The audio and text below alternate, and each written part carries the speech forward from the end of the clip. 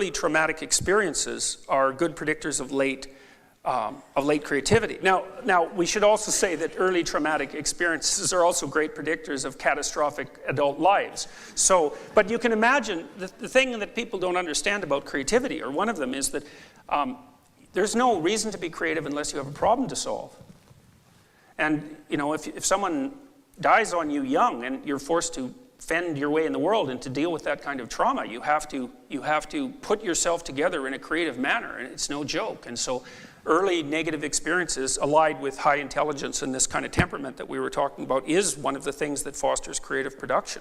And, you know, parents are misinformed about this sort of thing because they think that if they just do laissez-faire things with their children, you know, you can do anything you want, they'll automatically be creative. It's like, that's the stupidest thing you could possibly imagine, because that isn't how creativity works. Creativity emerges when you put serious constraints on things.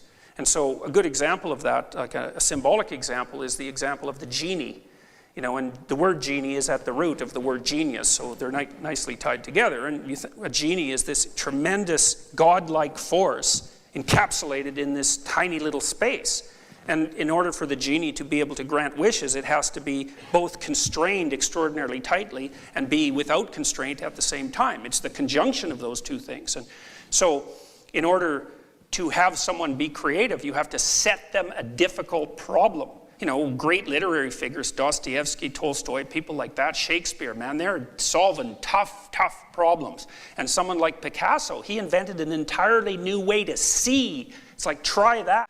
So, because the education system was actually set up back in the late 1900s to train the children of workers to be obedient workers. I mean, you think all the desks are lined up in a row, you're supposed to sit down, you're supposed to shut up, you're supposed to do what you're told, you do things by the bell, that's a factory bell that rings for recess and so forth. They're factories.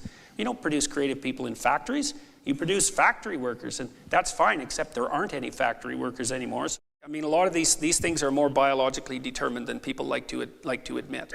And so, I mean, what? If you're introverted, try turning yourself into an extrovert. See how well that works. It's good luck. Like, if you have a really introverted child, you can make that child socially skilled and able to tolerate interactions with groups, but the probability that you'll make that child like it is so low. Because introverts, for example, get exhausted by social contact. So those of you in the audience, you think, well, you go to a party, do you have more energy afterwards or less?